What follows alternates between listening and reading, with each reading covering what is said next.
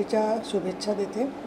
आणि आपल्याला कल्पना आहेच की वेगवेगळ्या ठिकाणी आदिशक्तीचं जे जागर चाललेला असतो आणि त्याच पार्श्वभूमीवर केंद्र सरकारने आणि राज्य सरकारने विविध योजना, विविध घोषणा गेल्या काही महिन्यांमध्ये केलेल्या आहेत। पण असं जरी असलं तरीसुद्धा आता मला नको आहे, ठेवा तुमच्याचकडे तो। तर त्यामध्ये विशेषतः महिलांना प्रवासामध्ये अर्ध्या शुल्कामध्ये प्रवासाची सवलत राज्य सरकारने जाहीर केलेली आहे। त्याचबरोबर आपल्याला हे चित्र दिसतं आहे की महिला सक्षमीकरणाच्या योजना आणि त्याच्यासाठीचा सप्ताह देखील राज्य सरकारने जाहीर केलेला आहे।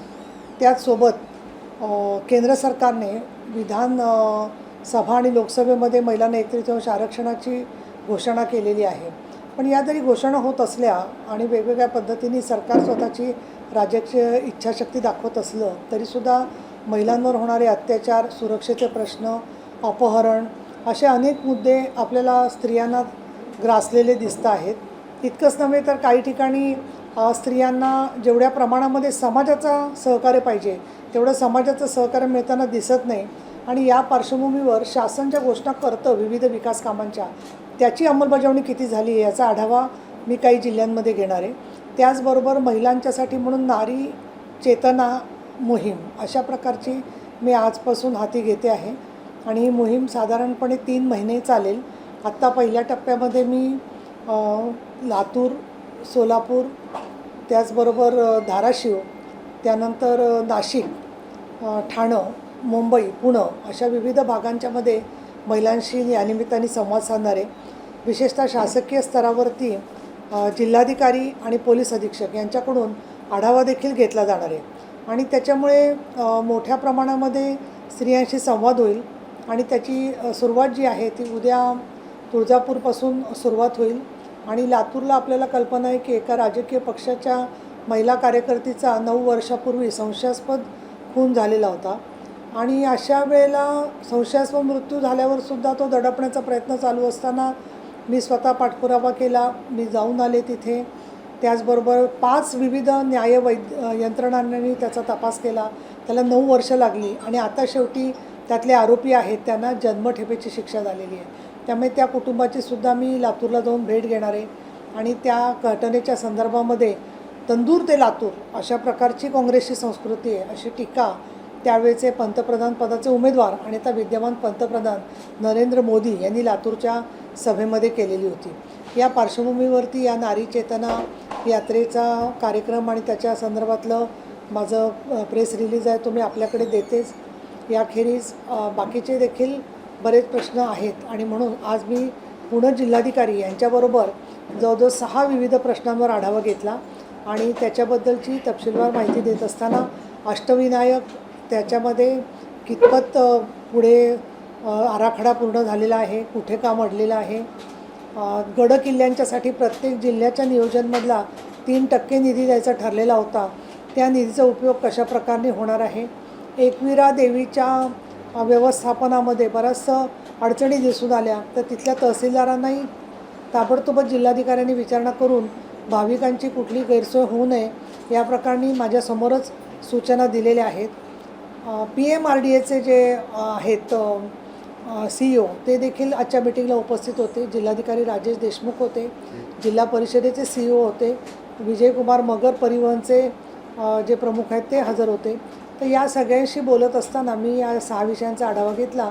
त्याच्यामध्ये अष्टविनायक आणि एकविरा देवीच्याबद्दलच्या झालेल्या सुधारणा, गडकोट किल्ले आणि त्याच्याबद्दल 3% DPCचा निधी कसा वापरला जातो आहे, त्याखेरीज आळंदीचा पाणी पुरवठा तो होत असताना मी एक निर्देश दिलेले आहेत की आळंदीचे स्थानिक नागरिक पाणी जे वापरतात आणि प्रत्यक्षात त्यांच्याकडे वारीच्या वेळेला धर्मशाळा किंवा घरगुती धर्मशाळांमध्ये मोठ्या प्रमाणामध्ये वारकरी राहण्यास येतात आणि मग ती पाणीपट्टी पण यांनाच आळंदीवासियांना भरायला लागते।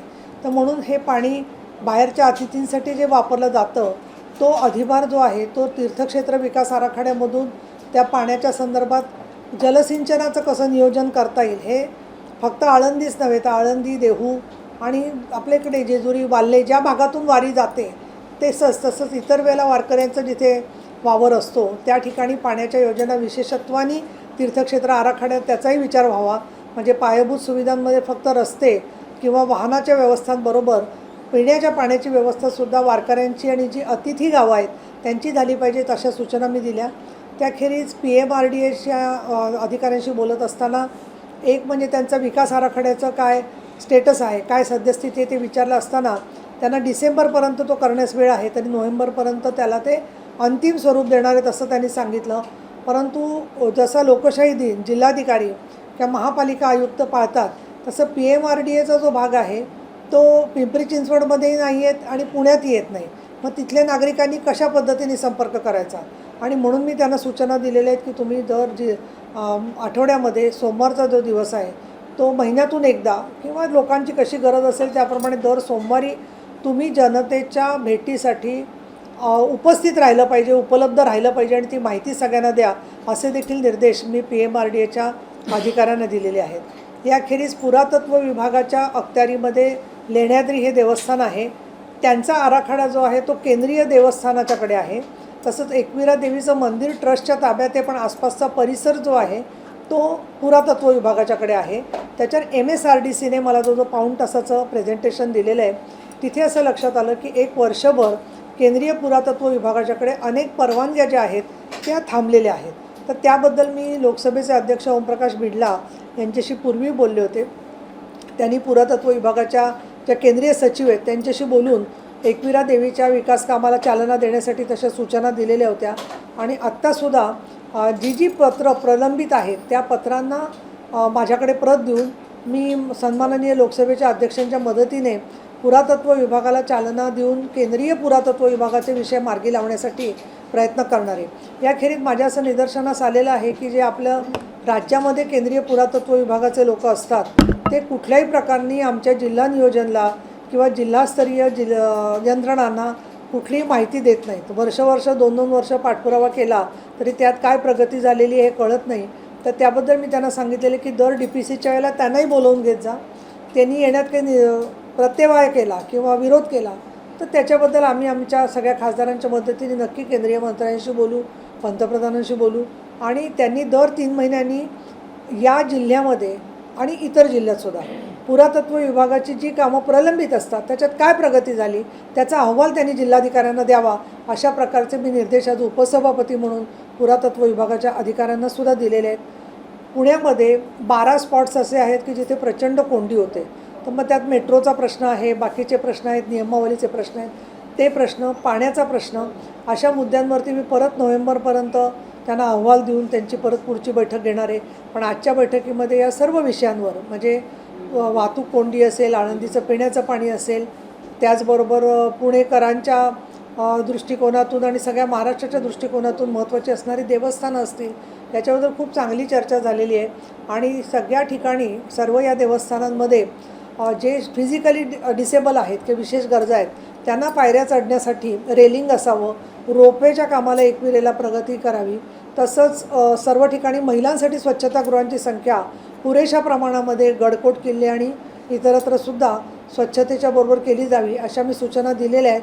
पुणे शहर आणि पिंपरी चिंचवड याच्यातली काही स्थानं विकसित घेण्यासाठी ते घेत नाहीत 3% निधीमधून, तर तीसुद्धा काही आवश्यकता पडली तर या दोन्ही शहरातली आणि PMRDAमधलीसुद्धा काही स्थानं दत्तन करण्यासाठी घ्यावी, अशा सूचना मी दिलेल्या आहेत. आणि जिल्हाधिकाऱ्यांचं मला अतिशय चांगल्या प्रकारचं सहकार्य या कामात मिळालेलं आहे. एक शेवटचा मुद्दा जाता ते म्हणजे सरकारी जमीन जे असतात त्या जमिनी काही वेळेला काही हितसंबंधी लोक स्वतःला वापरण्यासाठी घेतात आणि नंतर सरकारी मालमत्तेला आव्हान दिल्यासारखी परिस्थिती होते. तर येरवडा मनोरुग्ण रुग्णालयाच्या ज्या जमिनी आहेत त्याचं काय झालेलं आहे, त्या जमिनी आहेत का रुग्णालयाच्या ताब्यात का, त्याचाही काही पुढे प्रस्ताव होता, काही लोकांनी मागितल्या होत्या, त्याच्याबद्दलही मी जिल्हाधिकाऱ्यांना विचारणा केली असता सर्वोच्च न्यायालयाचे असे निर्देश आहेत की मनोरुग्णालयाच्या जमिनी अशा कुणालाही दिल्या जाणार नाहीत आणि त्यामुळे त्या मनोरुग्णालयाच्या जमिनी ज्या आहेत त्या इंटॅक्ट आहेत, अशा प्रकारची माहिती मला जिल्हाधिकाऱ्यांनी दिलेली आहे. याखेरीज तुम्हाला काही विचारत असेल तर तुम्ही जरूर विचारू शकता. धन्यवाद.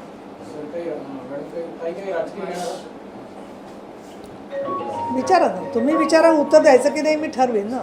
तुम्ही जसं जमिनीचा आता विषय काढला तसंच पुणे पोलिसाच्या माजी आयुक्त मीरा बोरवणकर यांनी काल एका पुस्तकात तत्कालीन पालकमंत्र्यांवर थेट आरोप केले की जी येरवाडा पोलीस स्टेशनचा भूखंड होता तो तेव्हाचे पालकमंत्री जे होते त्यांनी त्याला विरोध केला होता आणि त्यांनी एका खाजगी बिल्डरला हे सगळं ती जागा दिली होती. काय मला असं याबद्दल या प्रकरणासंदर्भात? मला असं वाटतं की सन्माननीय अजितदादांनी त्याच्या संदर्भात स्पष्टीकरण ऑलरेडी दिलेलं आहे की मी कधी अशा जमिनींच्या बाजूने भूमिका घेतलेली नाही आहे म्हणून.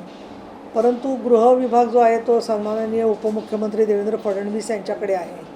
तर मला असं वाटतं की कारागृहातून तो कैदी जो पळाला आणि बराच काळ दीर्घ काळ ससून रुग्णालयात होता, तर एवढी परवानगी कशी काय कारागृहाने त्याला दिली, एवढं त्याला आजारपण काय झालं होतं याची चौकशी गृह विभागाच्या ACS होम यांनी केली पाहिजे. आणि त्याचबरोबर कारागृह जेलला त्या संदर्भातली पाहणी आणि चौकशी यांचा अहवाल सरकार घेणार आहे. परंतु स्वतः गृहमंत्री देवेंद्र फडणवीस यांनी या दोन्ही प्रकारांच्यामध्ये दोन्ही घटनांच्या संदर्भात काय वस्तुस्थिती आहे ती राज्याचे गृहमंत्री म्हणून तपासून घ्यावी असं मला वाटतं. ताई, दीपक केसरकर आज माध्यमांशी बोलताना असं म्हणाले की उद्धव ठाकरे महाविकास आघाडी सरकारमध्ये असताना युतीमध्ये येण्यास तयार होते, मात्र संजय राऊतांनीच हे न विचारता सगळी गोष्टी ज्या आहेत त्या शरद पवार आणि अजित पवारांपर्यंत पोहोचवल्या. तेव्हा ताई तुम्ही स्वतः उद्धव ठाकरेंबरोबर होत्या, काय सत्यता आहे? आम्हाला असं आहे की आम्ही उद्धव ठाकरेंच्या बरोबर जे होतो ते अनुयायी म्हणून होतो. त्याच्यामुळे ते सांगत होते की आपल्याला कुठल्याही परिस्थितीत भारतीय जनता पक्षावर जायचं नाही आहे असं ते आम्हाला सांगत होते. आता त्यांना पलीकडच्या बाजूनी काय माहिती असेल ते वेगळ्या भूमिकेमध्ये होते, त्यामुळे त्याच्यावरती मी काही भाष्य करणं योग्य नाही असं मला वाटतं. परंतु आम्हाला अनेक जणांना जेव्हा 2019ला युती झाली आणि नंतर लोकसभेची युती झाली म्हणजे 2019ला, ते चांगलं वाटलं होतं की त्या काळामध्ये असं वाटलं होतं की राष्ट्रीय विकासाच्या याच्यामध्ये राष्ट्रीय विकासाच्या मार्गावरती आपण सहभागी होऊ शकू या दृष्टिकोनातून आम्ही काही वेळेला मत व्यक्त पण केलेलं होतं त्यांच्याकडे. परंतु आमच्या पक्षामध्ये भूमिका जी होती ती कुठल्याही पक्षात तशीच असते की बॉस इज ऑलवेज राईट, त्या पद्धतीनेच आमची भूमिका त्यावेळेला होती. परंतु सन्माननीय केसरकर यांनी जे भूमिका मांडलेली आहे ते मला असं वाटतं की त्याच्यावरती कोणी ना कोणी फॅक्च्युअल वस्तुनिष्ठ असं म्हणणं सांगितलं पाहिजे, तर त्यातलं काय सत्य आहे ते खरं समोर येईल असं मला वाटतं. मीरा बोरवणकरांसारख्या एवढ्या धडाडीच्या अधिकारी म्हणून त्या प्रसिद्ध होत्या आणि आता त्यांनी पुस्तकातून जी माहिती दिली आहे त्यातून काही वेगळा उद्देश असण्याची शक्यता आहे का? ज्या पद्धतीनं कालपासून बातम्या येतात देशभरात, महाराष्ट्रात देशभरात हा विषय चर्चेला गेला की अजित पवारांनी एका भूखंडाच्या कामासाठी दबाव आणला होता. मी ते पुस्तक वाचलेलं नाही आहे. दुसरं कोणी मनुष्य जेव्हा एखादं स्वतःचं म्हणणं मांडतो त्याला त्यांचा काही हेतू असतो तेव्हा ते लिहित असतात असं मला एक लेखक म्हणून वाटत नाही. मी नुकतंच आता ऐसपैस गप्पा लिहिलेला आहे, त्याच्यामध्ये काही कोणाला गौप्यस्फोट वाटू शकतात. त्यामुळे त्याच्यामधलं काय तथ्य आहे किंवा नाही याच्यापेक्षा एका वेगळ्या अनुभवांचं अंतरंग लेखिकेने मांडलेलं असतं, याच्या पलीकडे कुणावरती भाष्य मी करावं असं मला वाटत नाही. आज एक काही जणांच्या निदर्शनाला आलं असेल तो आता त्यांच्या अंतर्गत पक्षातली भूमिका आहे. परंतु आज शिवसेना उद्धवजी ठाकरे यांच्या नेतृत्वाखाली यांनी आज नेते आणि उपनेते आणि सचिव जाहीर केलेले आहेत. त्यामध्ये जे आहे ते उपनेत्यांमध्ये अनेक महिला आहेत. जरी ते वेगळ्या पक्षात असले तरीसुद्धा एकूण राजकारणात स्त्रियांचा सहभाग वाढला पाहिजे त्या दृष्टिकोनातून उपनेत्यांमध्ये महिलांना समाविष्ट केलेलं आहे. त्याच्याबद्दल मला ठीक वाटतं, ती योग्य गोष्ट झालेली आहे. नेते म्हणून जे केलेले आहे त्याच्यात एकही महिलेचा समावेश नाही आहे. म्हणजे मला असं वाटतं की इतकं बाहेर समाजामध्ये प्रश्न विचारूनसुद्धा ज्यावेळेला एखादे पक्षश्रेष्ठी असं करतात की त्यांना ती एकही महिला त्यांच्या पक्षातली नेता करायला योग्य वाटत नाही. एक सचिव म्हणून त्यांनी महिला केलेली आहे, परंतु नेतेपदामध्ये महिला का असावी का असू नये हे पक्षश्रेष्ठी ठरवणार, पण नेता होण्याची लायकी किंवा क्षमता महिलांमध्ये नाही असं त्यांना वाटत असावं असं मला वाटतं.